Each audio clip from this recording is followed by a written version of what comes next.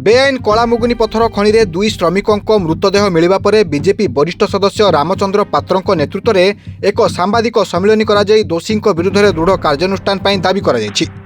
जदि आगामी 7 दिन मध्य संपृक्त व्यक्ति तथा विभागीय अधिकारी और पुलिस ऑफिसर को गिरफ्त करा न जाए तेबे बीजेपी पक्षर एसपी कार्यालय घेराव कर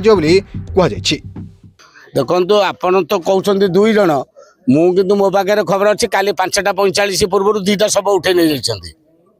एवं सर्वमोट से स्थानीय लोक कहते 5-6 जन लोक मरी ऑफिशियल हो 2 जन मरु पछे के कहीं मले ब्लास्टिंग रू मले बेआईन खनि ब्लास्टिंग रू मले बेआईन खनि जिते बड़े ब्लास्टिंग है कहीं जानी ना आरआई जानी नहीं तहसीलदार जानी नहीं सब कटर जानी ना पुलिस वाला जानी ना आ मालटा नेला बेले केमती सब कथा जान कहते सब कौन पे से तुमको मालटा दौरान जो पैसाटा दौरान मंथली कहीं दौरान तेणुक समस्त मिली भगत जिनस सब चलुची खनि खदान ब्लास्टिंग चलुची मु आज गोटे सरकार दलर नेता हिसाब से दाबी करुच्ची मुख्यमंत्री पाखे दाबी करुच्ची आपण मान जरिया दाबी करुच्ची जी भी संपृक्त समस्त विरुद्ध में दृढ़ कार्यानुष्ठान ग्रहण करा जाऊ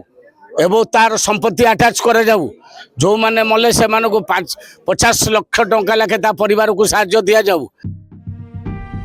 ढेंकानाल लक्ष्मीकांत साहू का रिपोर्ट रिपोर्टर्स टुडे।